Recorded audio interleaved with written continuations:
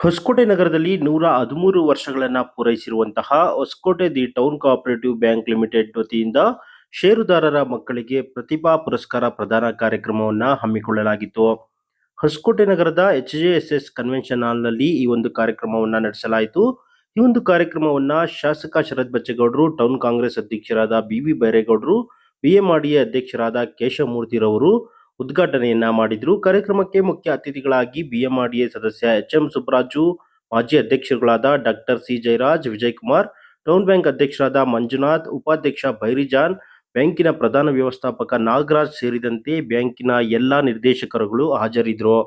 291 ವಿದ್ಯಾರ್ಥಿಗಳಿಗೆ ಪ್ರಸಕ್ತ ಸಾಲಿನಲ್ಲಿ ಪ್ರತಿಭಾ ಪುರಸ್ಕಾರವನ್ನ ಬ್ಯಾಂಕ್ ವತಿಯಿಂದ ನೀಡಲಾಯಿತು. ಕಾರ್ಯಕ್ರಮವನ್ನ ಉದ್ಘಾಟನೆ ಮಾಡಿದ ಬಳಿಕ ಶಾಸಕ ಶರತ್ ಬಚ್ಚೇಗೌಡರು ಮಾತನಾಡಿದರು.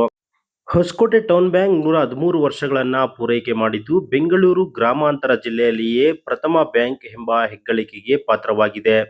ಸಹಕಾರಿ ಕ್ಷೇತ್ರಗಳು ಸರ್ಕಾರದ ರೀತಿಯಲ್ಲಿಯೇ ಅಭಿವೃದ್ಧಿ ದೃಷ್ಟಿಯಿಂದ ಕೆಲಸ ಮಾಡುತ್ತಿದ್ದು, ಹೊಸಕೋಟೆ ಟೌನ್ ಬ್ಯಾಂಕ್ ಸಾಕಷ್ಟು ಲಾಭಾಂಶವನ್ನ ಗಳಿಸುತ್ತಿದೆ. ಮುಂದಿನ ದಿನಗಳಲ್ಲಿ ರಾಜಕೀಯವನ್ನ ಬದಿಗೊತ್ತಿ ಎಲ್ಲರೂ ಒಗ್ಗಟ್ಟಾಗಿ ಬ್ಯಾಂಕಿನ ಅಭಿವೃದ್ಧಿಗೆ ಶ್ರಮಿಸಬೇಕು. ಪ್ರಮುಖವಾಗಿ ಸಾಕಷ್ಟು ಬದಲಾವಣೆಗಳನ್ನು ಬ್ಯಾಂಕ್ನಲ್ಲಿ ಮಾಡಲಾಗುತ್ತಿದೆ. ಅದೇ ರೀತಿ ಬ್ಯಾಂಕ್ನಲ್ಲಿ ವಹಿವಾಟನ್ನು NEFT UPI ಮಾಡಲು ಎಲ್ಲ ಆಡಳಿತ ಮಂಡಳಿ ಮುಂದಾಗಬೇಕು. ಇದರಿಂದ ಸಾಕಷ್ಟು ವಹಿವಾಟು ಹೆಚ್ಚಳವಾಗಲು ಸಾಧ್ಯವಾಗ್ತದೆ. ಪ್ರಮುಖವಾಗಿ ಈ ಬಾರಿ ಪ್ರತಿಭಾ ಪುರಸ್ಕಾರವನ್ನು ಸಹ ನೂತನ ಆಡಳಿತ ಮಂಡಳಿ ಮಾಡುತ್ತಿದ್ದು, ವಿದ್ಯಾರ್ಥಿಗಳು ಶಿಕ್ಷಣದ ಕಡೆಗೆ ಹೆಚ್ಚಿನ ಗಮನವನ್ನು ಕೊಡಬೇಕು. ಹಣವನ್ನು ಸಂಪಾದನೆ ಮಾಡಿದ್ರೆ IT ಅವರು ರೈಡ್ ಮಾಡ್ತಾರೆ, ಭೂಮಿಯನ್ನು ಸಂಪಾದನೆ ಮಾಡಿದ್ರೆ ED ಅವರು ರೈಡ್ ಮಾಡ್ತಾರೆ. ಆದರೆ ನಾವು ಎಷ್ಟೇ ವಿದ್ಯೆಯನ್ನು ಕಲಿತ್ರೆ ಯಾರು ಕೂಡ ರೈಡ್ ಮಾಡೋಕ್ಕಾಗಲ್ಲ.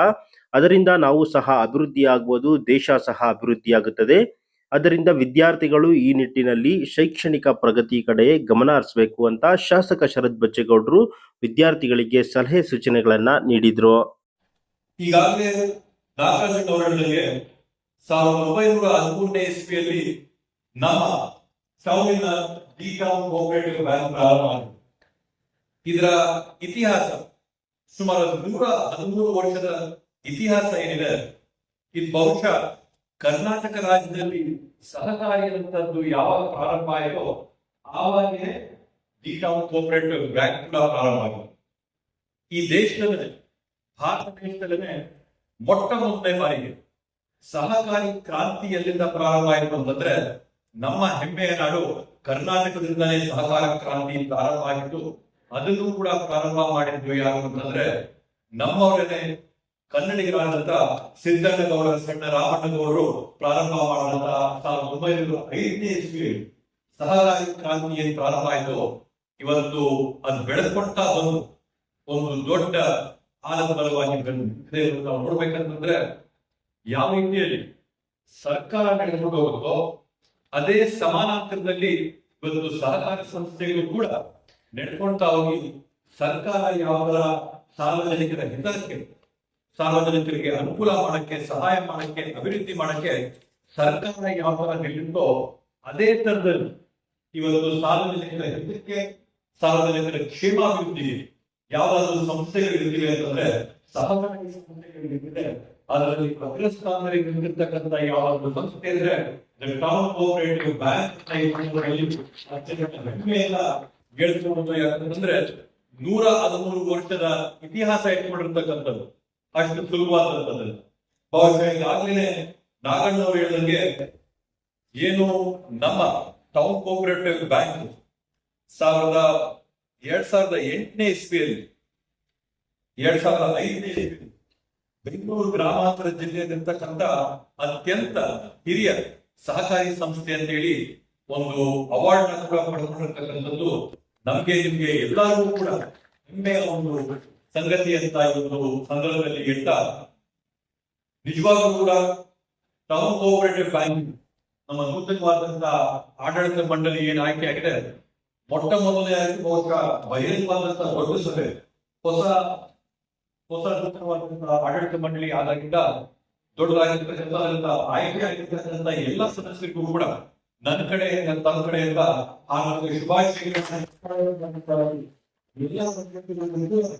ಅಭಿನಂದನೆಗಳನ್ನು ನಾವು ಸಲ್ಲಿಸಕ್ಕೆ ಬಯಸಿದ್ದೇವೆ. ಬಂಧುಗಳೇ, ಇವತ್ತು ರಾಜಕಾರಣ ಅಂತಕ್ಕಂಥದ್ದು, ಚುನಾವಣೆ ಅಂತಕ್ಕಂಥದ್ದು ಸಹಜ. ನಿರಂತರವಾಗಿ 3 ವರ್ಷಕ್ಕೊಂದ್ಸರಿ 5 ವರ್ಷಕ್ಕೊಂದ್ಸರಿ ಚುನಾವಣೆಗಳು ಬರ್ತಾನೆ ಇರ್ತವೆ. ಚುನಾವಣೆಗಳ ಸಂದರ್ಭದಲ್ಲಿ 5 ದಿನ 10 ದಿನ 15 ದಿನ ರಾಜಕಾರಣ ಮಾಡತಕ್ಕಂಥದ್ದು ಸಹಜ, ರಾಜಕಾರಣ ಮಾಡತಕ್ಕಂಥದ್ದು ಅನಿವಾರ್ಯ. ಆದ್ರೆ 5 ದಿನ 10 ದಿನ 15 ದಿನ ಚುನಾವಣೆಗಳ ನಂತರ ಆಯ್ಕೆ ಆದಂತವರು ಎಲ್ಲರೂ ಕೂಡ ಒಂದೇ ಕುಟುಂಬದ ಸದಸ್ಯರಾಗಿ ಇವತ್ತೇನು 17,000 ಜನ ನಿಮ್ಮ ಮೇಲೆ ನಂಬಿಕೆ ವಿಶ್ವಾಸನ ಇಟ್ಕೊಂಡಿದ್ದಾರೆ. ಆ ನಂಬಿಕೆ ವಿಶ್ವಾಸನ ಒಂದು ಕುಟುಂಬದ ಒಗ್ಗಟ್ಟಾಗಿ ಎಲ್ಲರೂ ಕೂಡ ನಡೆಸ್ಕೊಂಡು ಹೋಗ್ಬೇಕು ಅಂತೇಳಿ ಈ ವೇದಿಕೆ ಮುಖಾಂತರವಾಗಿ ನಿಮ್ಮ ಎಲ್ಲ ನಿರ್ದೇಶಕರು ಕೂಡ ಈ ಸಂದರ್ಭದಲ್ಲಿ ನನಗೆ ಮಾಡುತ್ತೇನೆ.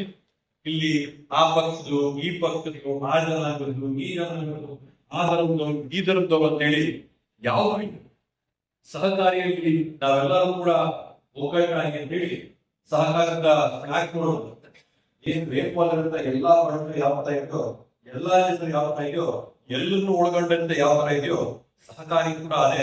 ಎಲ್ಲಾ ಜನರು ಕೂಡ ಸೇರಿ ಒಗ್ಗಟ್ಟಾಗಿ ನಡೆಸುವಂತ ಈ ಒಂದು ಸಂಸ್ಥೆಗಳನ್ನ ಮುಂದುವರಿಸಿಕೊಳ್ತಾ ಬರಬೇಕು. ಇನ್ನು ಅಭಿವೃದ್ಧಿಯ ಪಥದ ಕಡೆಗೆ ತಗೊಂಡು ಹೋಗ್ತಾ ಲಾಭಾಂಶನ ಇನ್ನು ಜಾಸ್ತಿ ಮಾಡ್ತಾ ಬರಬೇಕು ಅಂತ ಈ ಸಂದರ್ಭದಲ್ಲಿ ಕೊಡ್ತಾ ಬಂಧುಗಳೇ, ಮೊದಲನೇ ಕಾರ್ಯಕ್ರಮ ಪ್ರತಿಭಾ ಪುರಸ್ಕಾರ ಮಾಡತಕ್ಕಂಥದ್ದು ನಿಜವಾಗ್ಲೂ ಅತ್ಯಂತ ಸೂಕ್ತವಾದಂತಹ ಒಂದು ಕಾರ್ಯಕ್ರಮ.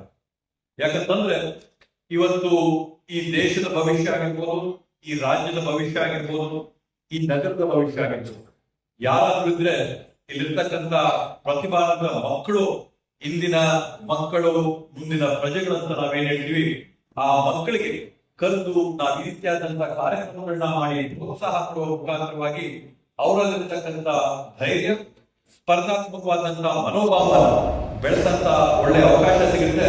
ಆದ್ರಿಂದ ನಮ್ಮ ಎಲ್ಲ ನಿರ್ದೇಶಕರಿಗೆ ಈ ಪ್ರತಿಭಾ ಪುರಸ್ಕಾರ ಕಾರ್ಯಕ್ರಮ ಮಾಡೋದಕ್ಕೆ ಜೋರಾದ ಚಪ್ಪಾಳೆ ಮುಖಾಂತರ ಅಭಿನಂದನೆಗಳಾಗಿ ಸಲ್ಲಿಸಬೇಕಾಗುತ್ತೆ ಅಂತ ಹೇಳ್ತಾ 291 ಮಕ್ಕಳನ್ನ ಗುರುತಿಸಿ 10ನೇ ತರಗತಿಯಲ್ಲಾಗಿರ್ಬೋದು, PUCಯಲ್ಲಾಗಿರ್ಬೋದು, ಡಿಗ್ರಿಯಲ್ಲಾಗಿರ್ಬೋದು, ಪೋಸ್ಟ್ ಗ್ರಾಜ್ಯುಯೇಟ್ ಆಗಿರ್ಬೋದು, ಈ ಎಲ್ಲದರಲ್ಲಿ ಕೂಡ ಮಕ್ಕಳನ್ನ ಗುರುತಿಸ್ತಾ ಅವರಿಗೆ ಪ್ರತಿಭಾ ಪುರಸ್ಕಾರಗಳನ್ನ ಕೊಟ್ಟು ಇವತ್ತು ಸುಮಾರು 12 ಲಕ್ಷ ರೂಪಾಯಿಗಳನ್ನು 291 ಮಕ್ಕಳಿಗೆ ಪ್ರತಿಭಾ ಪುರಸ್ಕಾರ ಕೊಡುವಂತ ಒಂದು ಕಾರ್ಯಕ್ರಮನ ಇವತ್ತೇನು ಆಯೋಜನೆ ಮಾಡಿದ್ರೆ, ಆ ಕಾರ್ಯಕ್ರಮದಲ್ಲಿ ಇವತ್ತು ಬಂದಿರತಕ್ಕಂಥ ನಮ್ಮೆಲ್ಲರಿಗೂ ಕೂಡ ನಾಳೆ ಅಂತ ಮಾತೇನಂತಂದ್ರೆ, ಭವಿಷ್ಯದಲ್ಲಿ ಯಾರು ವಿಶ್ವನ ಆಳ್ತಾರೆ, ಭವಿಷ್ಯದಲ್ಲಿ ಯಾರು ಪ್ರಪಂಚದಲ್ಲಿ ಅತ್ಯಂತ ಶಕ್ತಿವಂತರಾಗ್ತಾರೆ, ಯಾರು ಬಲಿಷ್ಠರಾಗ್ತಾರೆ, ಯಾರು ಇಲ್ಲಿರ್ತಕ್ಕಂಥ ನೀತಿಗಳನ್ನ, ನಿಯಮಗಳನ್ನ, ಕಾಯ್ದೆಗಳನ್ನ ಯಾರು ತಯಾರು ಮಾಡ್ತಾರೆ ಅಂತಂದ್ರೆ,